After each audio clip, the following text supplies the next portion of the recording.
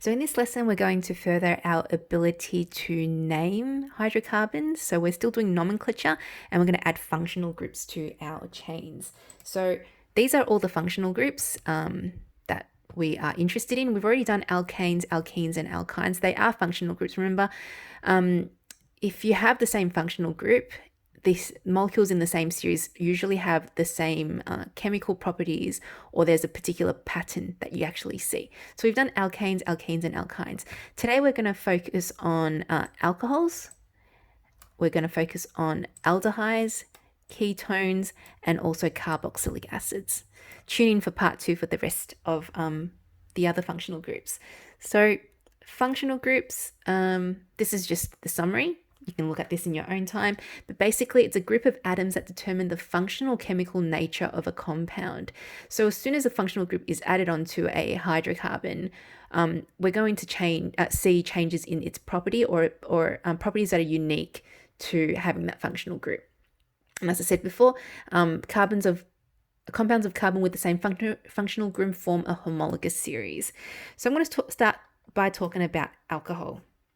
So alcohol is characterized by the hydroxyl group OH.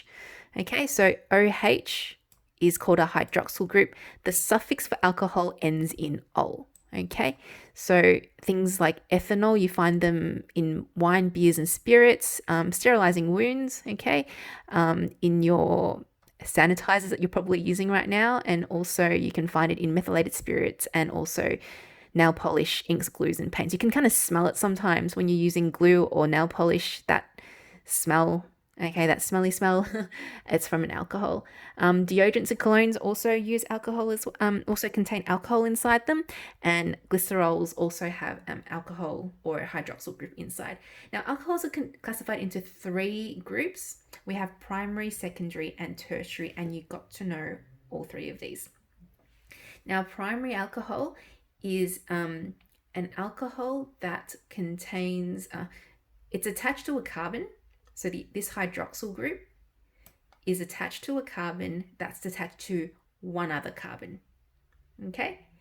Now this carbon can be a longer chain. It doesn't really matter as long as it's where the OH is, the carbon that it's attached to is attached to only one. For secondary alcohols, the carbon to which the OH group is attached to 2 other carbons.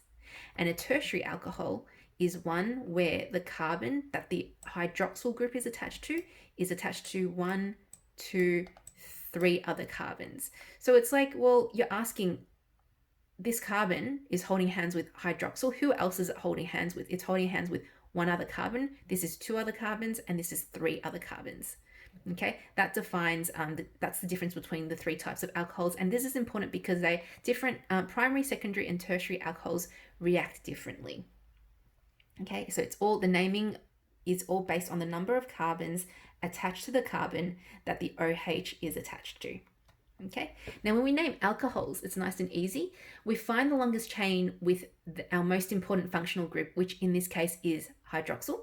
Okay, so we find the longest parent chain, and we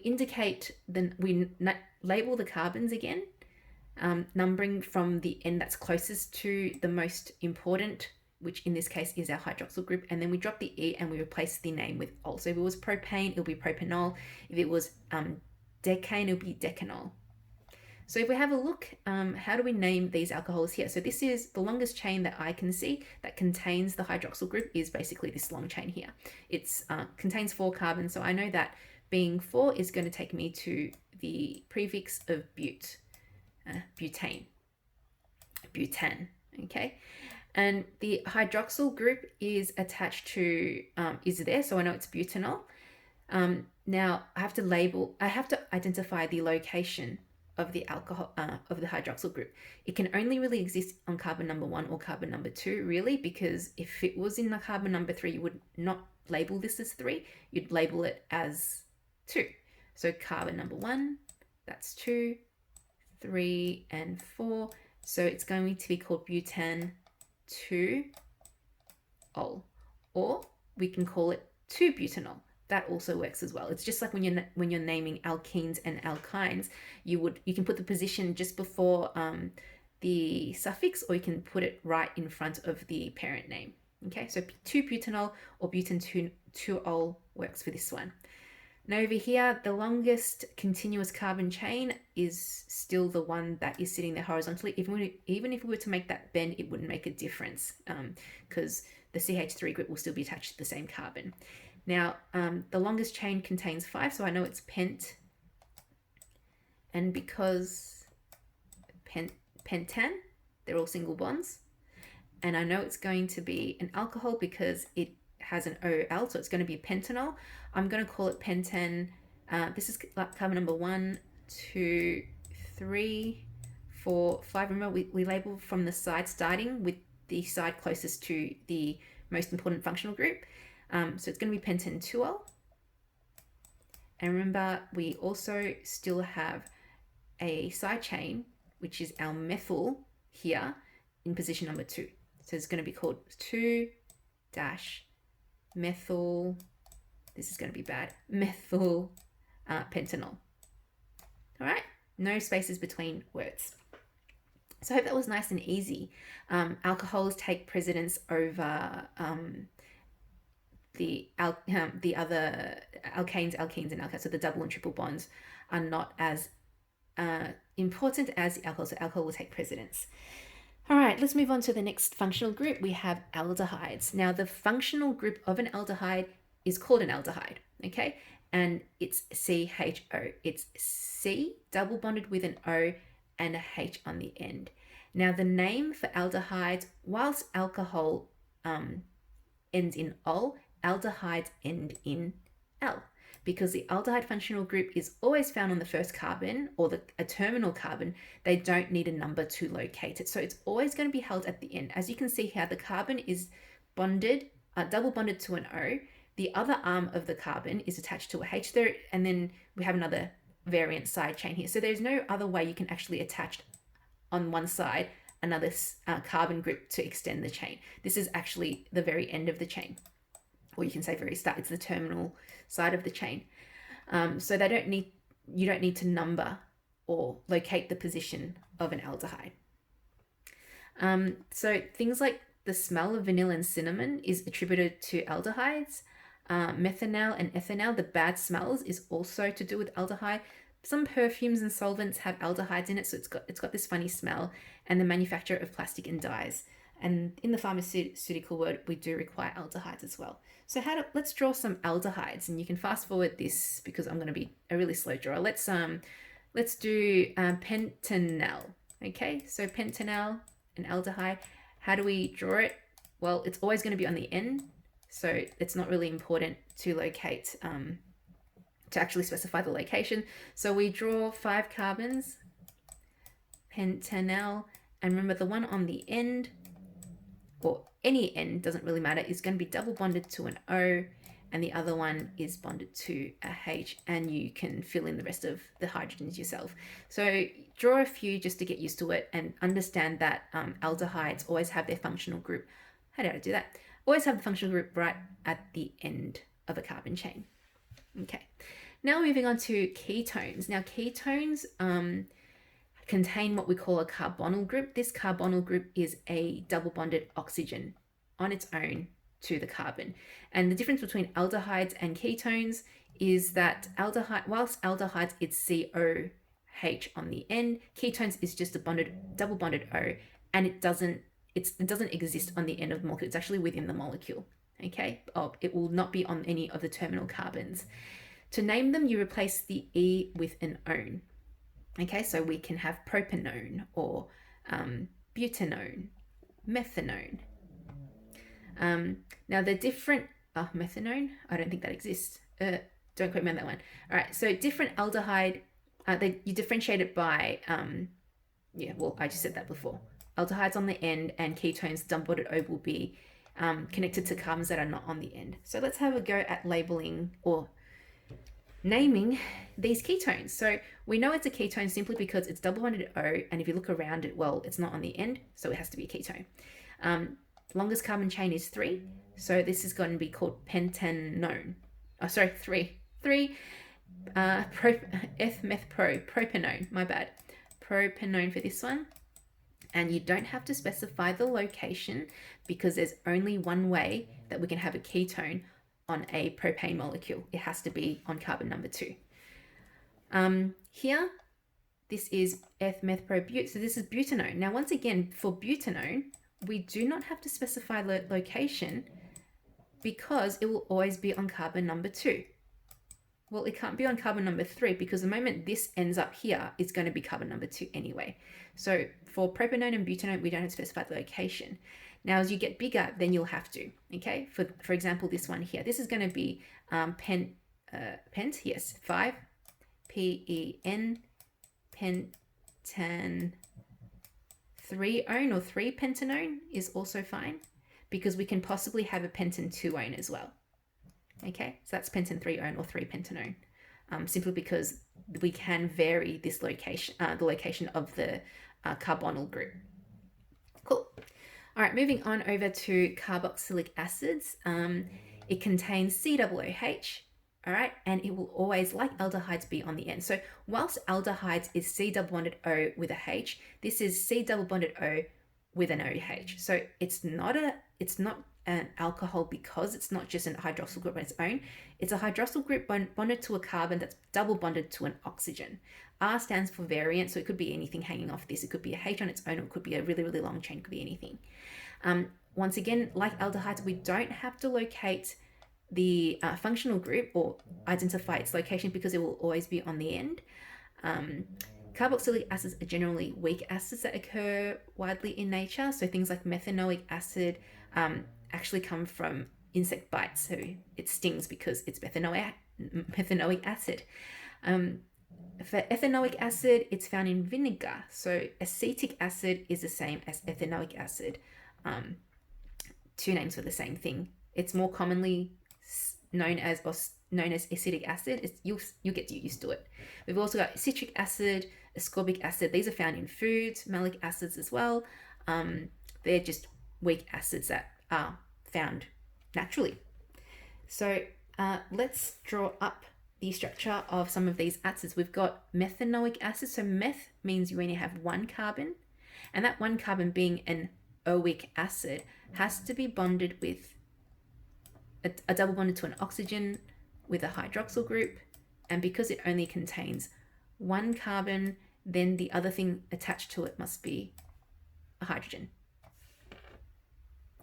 Ethanoic acid, eth means we have two carbons, or acetic acid. So on the terminal carbon, we have a double bonded O and then an OH.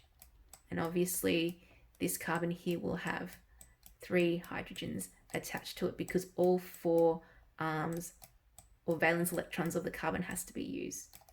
Pentanoic acid, I'm going to go lazy and draw the skeletal structure of a pentanoic acid. So it's 1, 2, 3, 4, that's 5 carbons, and I'm going to show it with a double bonded O and OH here. Okay. All right, so now that you know alcohols, ketones, and carboxylic acid, we're going to now talk about esters. Now, esters have a functional group, COO, and it's formed by the reaction of alcohol and carboxylic acids. Now, the functional group is called an ester link. Now, it's usually in between, inside a molecule. You have a C double bond to an O, but the C is also bonded to another oxygen with another variant group attached to it. Okay, now how do we name this?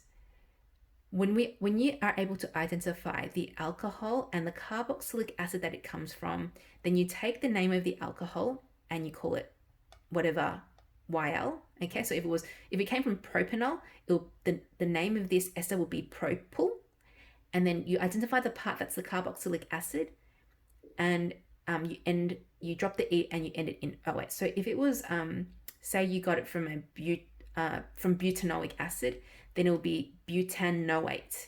Okay, so it will be if it was from pentanol with butanoic acid, pentanol and butanoic acid, then you'll get pentyl butanoate plus water because it's a condensation reaction.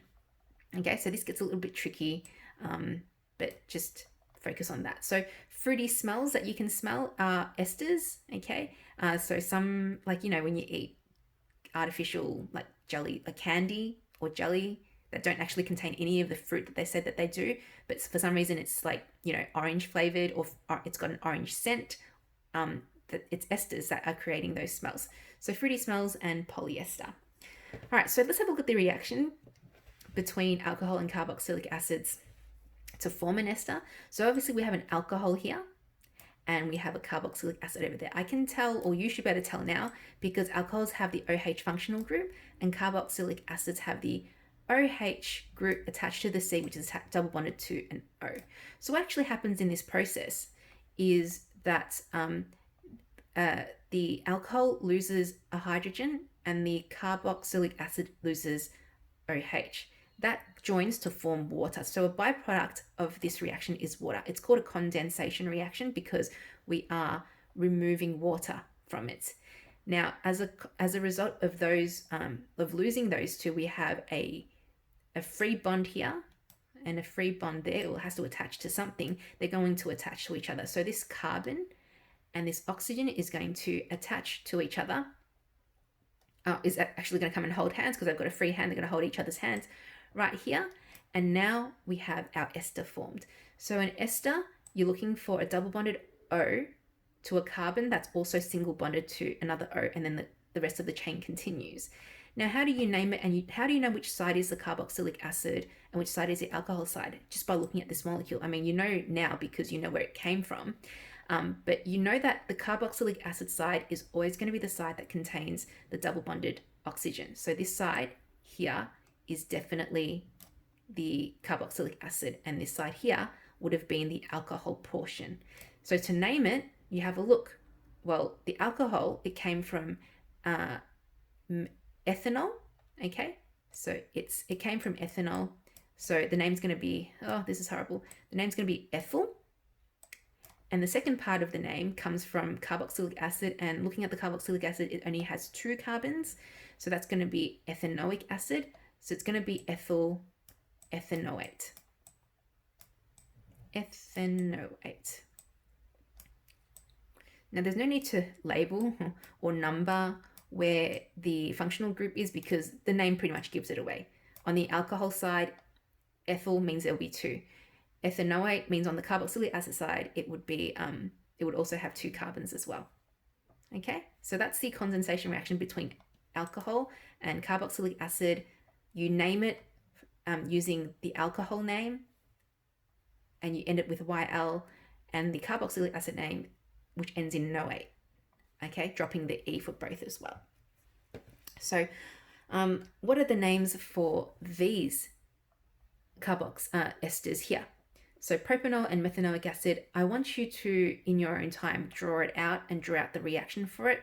But naming it, this will be propyl methanoate. This will be methyl butanoate. This will be, well, watch out, alcohol name is here, so it will be propyl butanoate. I'm sure you're able to draw out this kind of diagram for these 3 here, so I'll leave you to that. And that's it for this lesson.